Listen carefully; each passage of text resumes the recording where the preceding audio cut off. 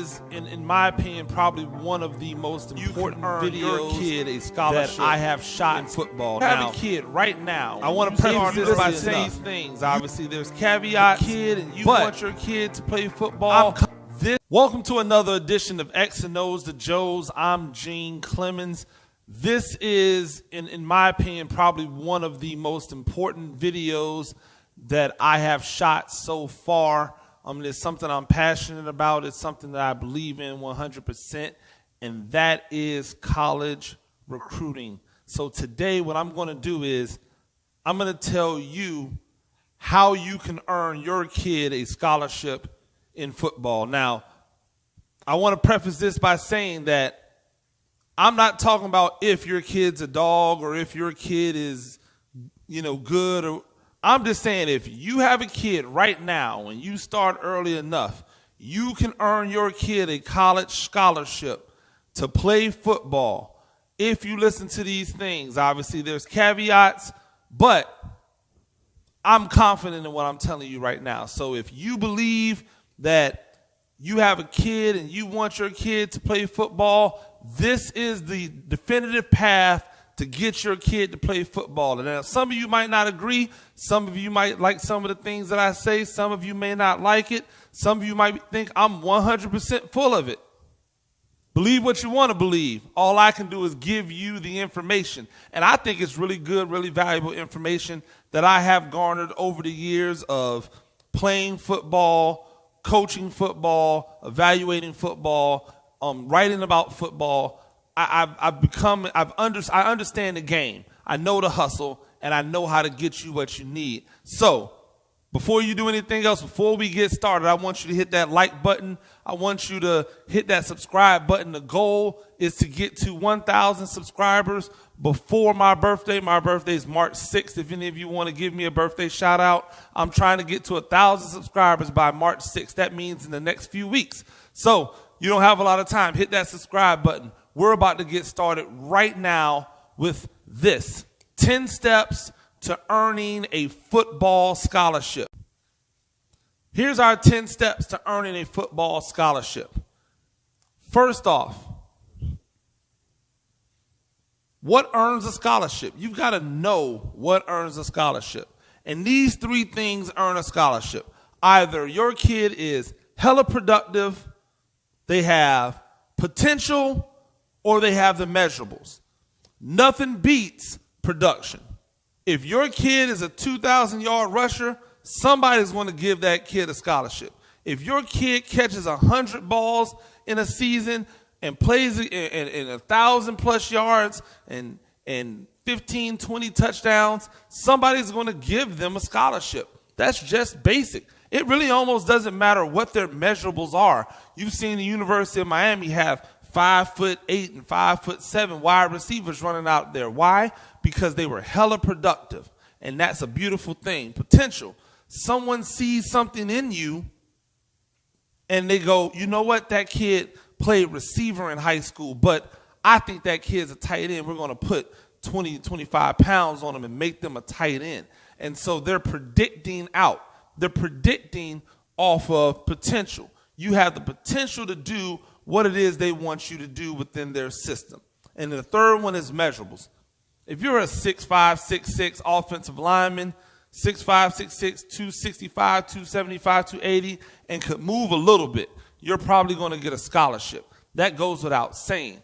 So when you look at it, production, potential, measurables are the three things that earn a scholarship on the field. Number two, you need for your kid to develop a love of the game. And how do we develop a love for the game? You got to create positive memories early. How many times do you sit down and watch football and you let your kids do other things? But if your kid is watching football at an early age with you, I mean super early, like 1, 2, 3 years old, they begin to just believe that that's what you do. On a Saturday or a Sunday, you watch football with your dad. You are creating memories that allow them to become entrenched in the game the way you're entrenched in the game. You create those positive memories. You want to create successful moments early. There are all type of opportunities where you can give your kid a way to be successful.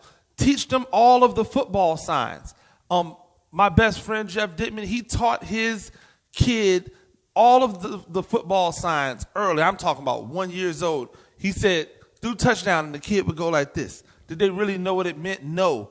But it put that in their brain early. It allowed them to all of a sudden start becoming students of the game. You want to teach the game early. Teach the game early. Think about things in the way karate goes. Karate, you go in, you're a white belt, you don't know anything. And as you continue to learn, your belt continues to increase. Now, there's a good chance that the stuff that they're doing in that karate class, that martial arts class, might be more difficult to put into place when you're out into the real world, but they understand the psychology behind it. They understand the movements. They understand their bodies as it pertains to those mixed martial arts. We need to do the same thing for football. We need to make sure that these kids are learning everything about the game at an early age so that when they begin to get involved in the game as a player, that they already know basic fundamental things like how to put your hands together to catch, like the proper throwing motion. You can teach teach your kids these things at an early age. There is no floor on when you can start teaching your kid the game, and that's going to help them to develop a love for the game, and that's what keeps them coming back to it. Number 3, train your kid like an athlete no matter what. It doesn't matter how your kid looks or how clumsy your kid is. You need to train your kid like an athlete, because we know as your kids' bodies change over the years, the one thing that remains consistent is that football loves athletes. And as long as football loves athletes, your kid who understands athleticism, they're going to be valued. Agility is a learned behavior, it's not God-given. The idea that you can't teach a kid to be more agile is ridiculous. The more that they do that ladder, the more it becomes muscle memory, the better at that ladder they become. The more that they can put those agilities that they learn on that ladder into play out on the field. It just matters about you spending the time to teach them those agilities. Running form is taught, not inherited. You don't just wake up and go, oh, that kid runs like his mama. That's not really the truth, unless the mother ran flicked and the kid runs flicked. When you want to teach proper running mechanics, you can teach that to whomever. If they do it enough, if you practice it enough, it becomes a learned behavior. And now that running mechanic allows them to be more athletic than they were when they had no running mechanics.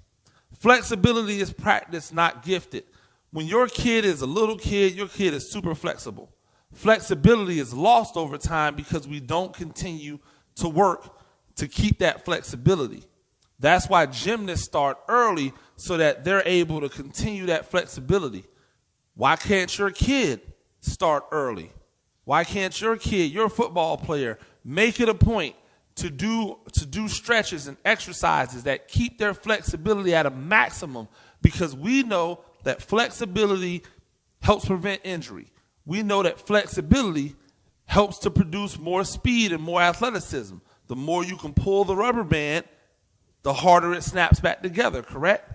So if you're able to stretch those muscles and tendons further, the faster they're able to pop back together, and that's where the athleticism comes in at. So you want to train your kid like an athlete no matter what. If they're big, if they're little, if they're fat, if they're skinny, doesn't matter. You want to train them like they're an athlete. All the time, no matter what. Number 4, specialization is for suckers. Specialization is for suckers. There is no reason why you are letting your 7, 8, 9-year-old specialize. There's no reason why your 10, 11, 12-year-old is specializing. There's no reason, unless they're on a fast track to something that doesn't require college, like soccer or baseball. Why are they specializing? Play everything. You know why? Because every sport helps football. Every sport helps football. Football doesn't necessarily help every sport. Basketball, hand-eye coordination, lateral movement. Baseball, ultimate hand-eye coordination, lateral movement. Soccer, footwork, endurance, ability to adjust on the fly, ability to work within traffic. Basketball, soccer. Everything helps football, but football only really helps you become tougher in other sports. There's no specific thing in football that you do that is valuable in other sports from a skill standpoint, because every other sport does what football does. Every other sport. So let your kid play those sports. Football is a mindset, not a skill set. So what you have to do is you have to instill the mindset of a football player into your kid. You have to continue to reinforce the behaviors that you need to be a great football player. That doesn't mean you have to make that kid play football all the time and only ever do football and only ever do football-related stuff, because you know what's going to happen when you do all of that. The success of specialization is minimum. There are so many people in the NFL or in college right now that play multiple sports. So there's no reason to think that you have to specialize your kid in a sport in order for them to be successful.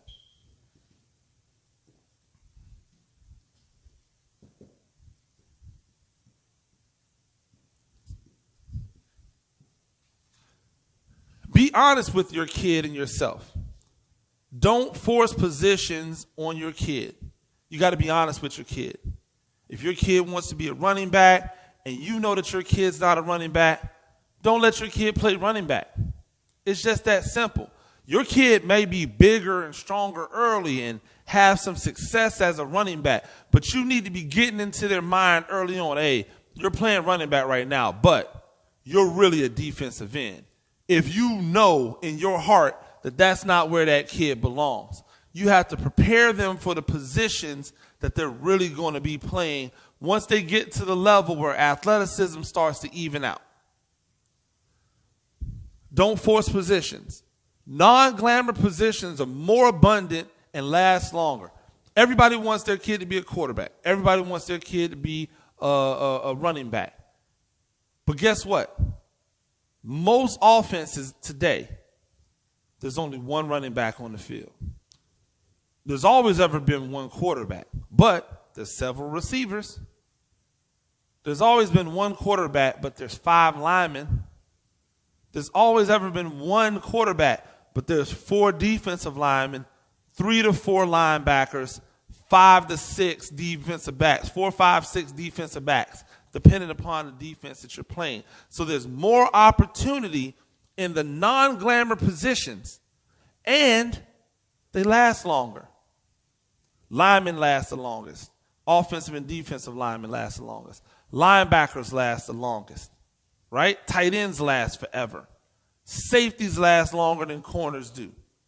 So there's no reason why you can't push these positions on your kid, because there's a higher opportunity to garner a scholarship at positions where they need more than one person. If you're a quarterback, you better be one of the best quarterbacks or you're not going to get recruited. It's just that simple.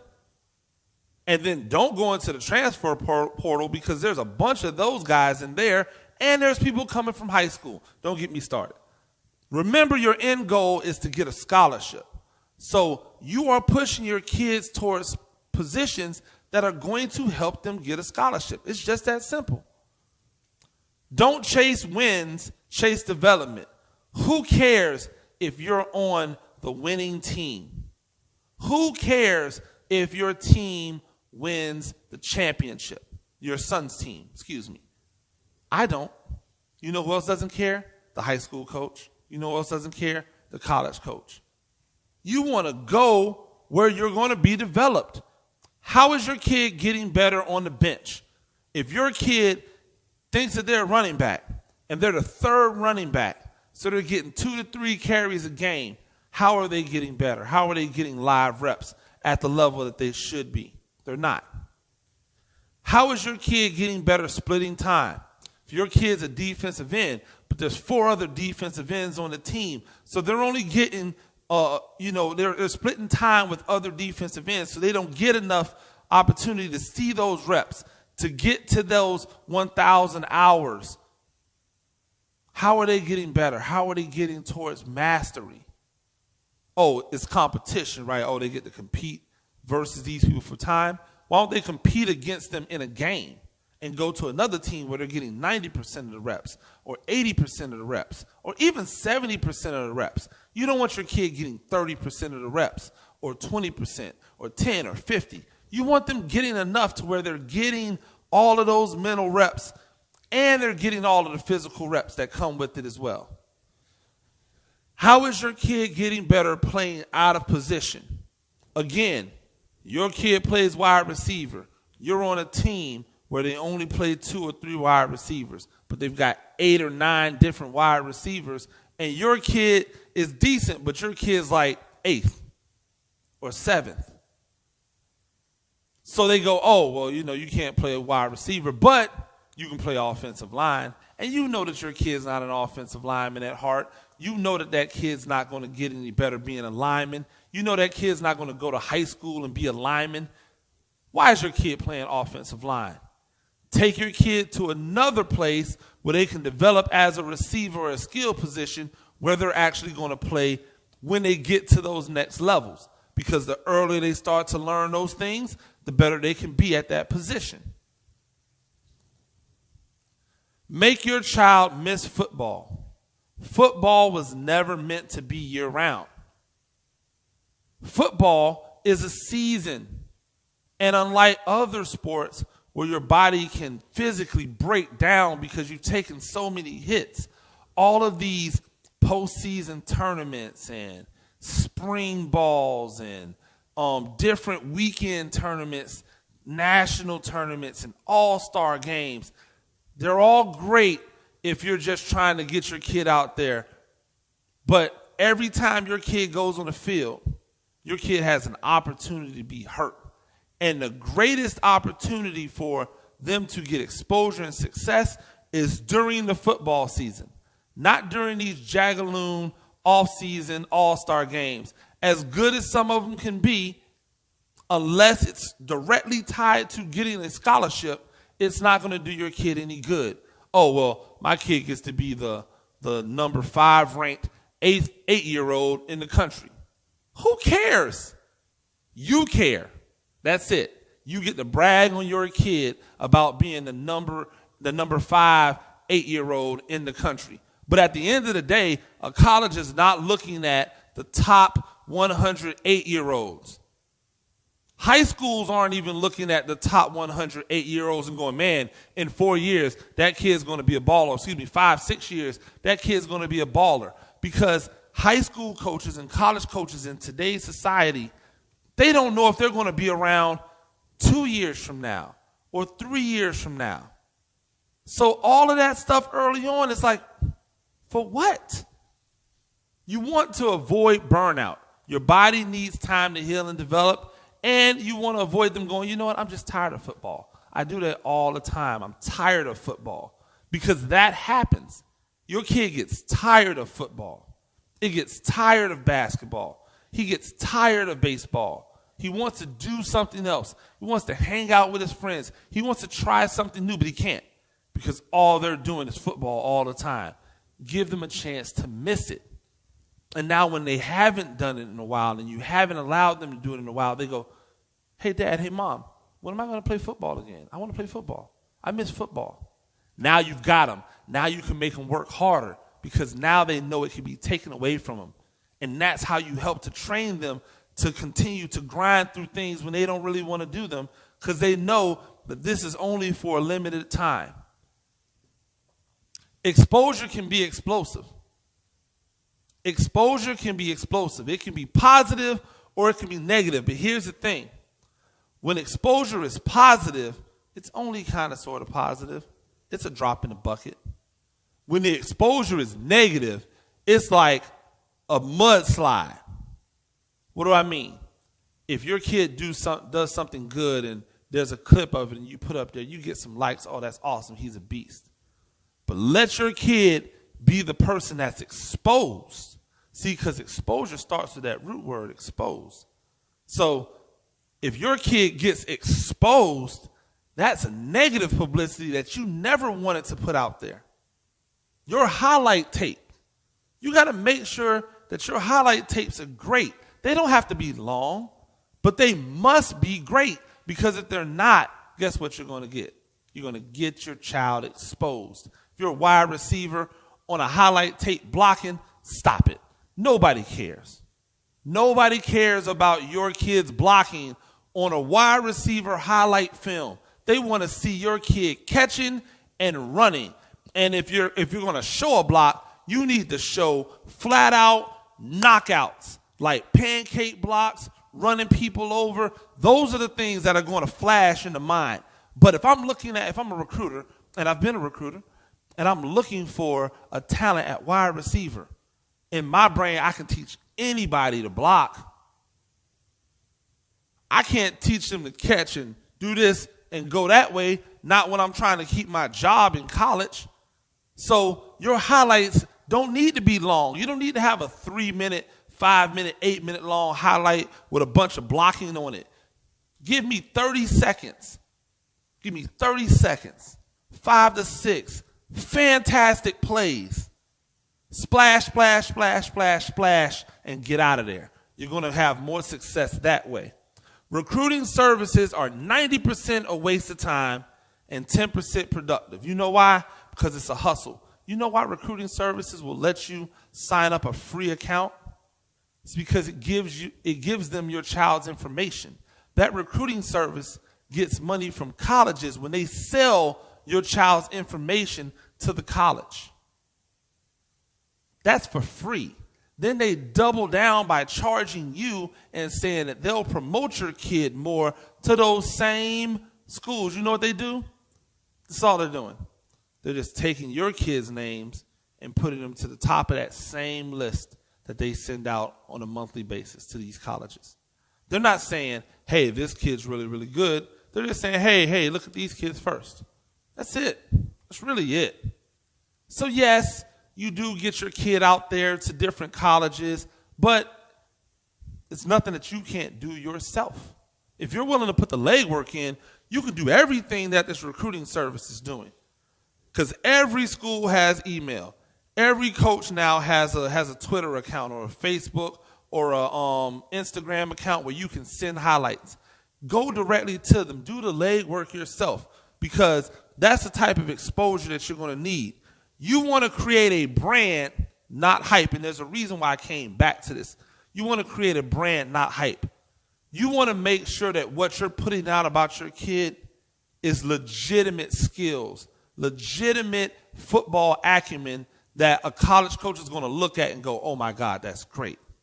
You putting out a video of your son that's an offensive lineman grabbing somebody and throwing them to the ground in a pass rushing drill, that's hype.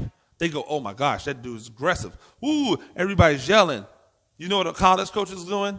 That's holding. That's a 15-yard penalty. Oh, that dude's getting beat. When he's getting beat, he's going to result to holding. When he's frustrated, he's going to throw people to the ground and get me a penalty. None of that is good. None of that is helping the recruitment of your child. You want to create a brand. You want to create something where a coach looks at your film and goes, that kid knows how to play football. That kid knows how to play football. It's always going to be better than that kid's fast, or that kid's strong, or that kid's got a nasty streak. That kid knows how to play football. That's the brand that you want to create. And you can do that if you expose your kid the right way. Number 9, there is a symbiotic relationship between your son, you, and the high school coach. You are using the program and they are using you. If you go in with that thought process, you never have to worry about being upset. You're using this program to get to college. The program is using you to get wins. That's a symbiotic relationship. Both sides are getting something out of it. What happens is when it becomes a parasitic relationship, that's when you're getting something out of it but the coach isn't getting anything. The program's not getting anything because you're not helping them win. You're not around when they need you to be around. You're not volunteering when they need you to volunteer. You're not doing any of the leg work to help try to bring funds into the program. You're just there to play ball and get your shine, and then you're out of there. That's a parasitic relationship. And when you have that kind of relationship with a coach, you're not going to get as much exposure from that coach. It's just like that. The rockier the relationship, the less of an advocate you have in your head coach. Your head coach is going to put their name out there for people that they believe in, people that they like, people that they treasure, people who have been valuable to themselves and their program. If you've just been all about me, it's probably not going to be a great relationship. And you're going to have to do a lot of the leg work unless your kid is just a 1%er, and then any coach can get that kid recruited. It doesn't even take a coach. All you got to do is put the film on. It says everything you need to say. If you are unreliable, why should your coach be? If you're not at the 7-on-7, your kid's not at the 7-on-7 because they're with their all-star team, why should that coach be picking up phones and calling colleges for you? If your kid's not always available on the field because they screwed around and they messed something up because they weren't training the way they should have trained, why should the coach pick up a phone? If your kid's not at workouts, why should the coach pick up the phone? If your kid's not at fundraisers, why should the coach pick up the phone? All of this goes together. It's a symbiotic relationship. When it becomes a parasitic relationship, one way or another, if the coach is using you and not doing anything, get out. But if you're using that coach and you're not giving anything back, don't expect that coach to reach out. You're making it a harder road for your son than if you just buy in and do everything that high school coach is asking you to do in the program. Now, the 10th one, you could almost like guarantee that you knew it was coming from me, and that is academics. Without academics, none of this happens. Without academics, none of this is possible. But here's the thing. If you care about your kids' on-the-field performance more than their grades, you already lost. Most likely, your kids will follow the example that you set. They will do what you mandate them to do. Your kids are good at sports because you probably demand of them to work as hard as they can when it comes to sports. Do the same thing academically. When you care about someone's academics, that makes them care. And the thing is when they have those silly little, AB honor roll assemblies, make time to get to that AB honor roll assembly. Make time to show up when it's academic so that they know that you put a premium on it the same way that you put a premium on what they do when they're in their all-star games or they're on Saturdays or Friday nights when they have their regular season games. If you make it a priority, then they will make it a priority. And with that, this is a staggering statistic. I know many of you did not know the statistic because I didn't know it until someone told me about it. If you have a 4.0, you are able to be recruited by 94% of the colleges and universities in this country.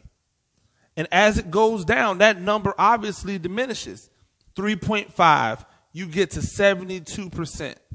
3.0, you're almost at 50%, 51%. That means that half of the schools in the country, you can't even touch with a 3.0. 2.5, it gets even scarier. You're down to 21%. And the GPA that they require our kids to have in order to play sports in high school, a 2.0, that means that you are only able to be recruited by 8% of the colleges and universities in this country. And let me tell you, if you are trying to get a scholarship, when you have eliminated 92% of the possibilities, your chances of getting a scholarship dwindles precipitously unless you are a 1% athlete. Those are the people who can do that and still get a scholarship. But I guarantee you this, many of those 1% athletes that have a 2.0, they don't last in college. which means that they've wasted the opportunity that they had in order to go to college and get a free education. So if you're looking at this, it says there's more academic money out there than athletic. This is true. While you see more athletic money come in to a program at the big time level, most colleges, even Division I colleges, lose money playing sports. Their football team might be profitable. Might be. Every other sport, not profitable. Their basketball team might be profitable. Every other sport, not profitable.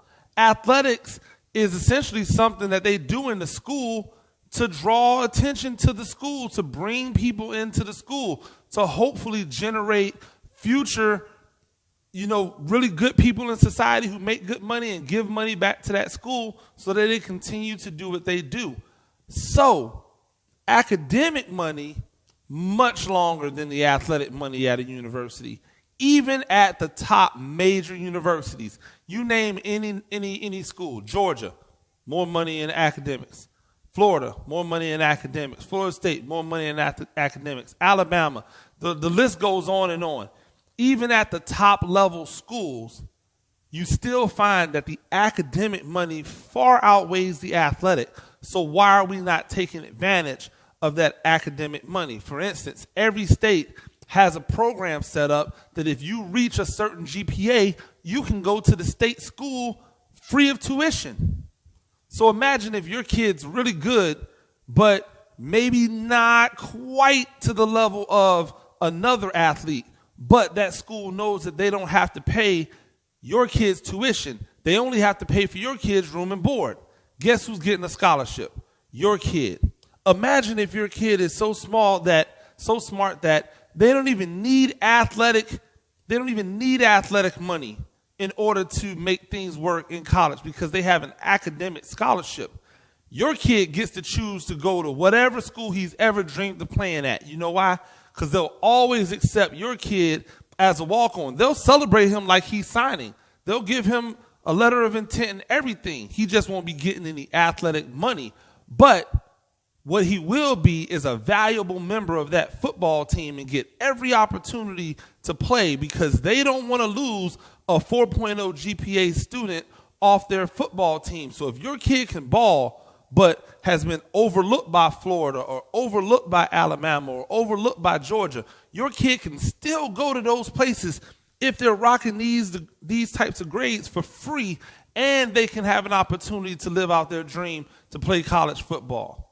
So when you look at the importance of academics and what academics can do and the amount of doors that academics can open up, it's got to start there.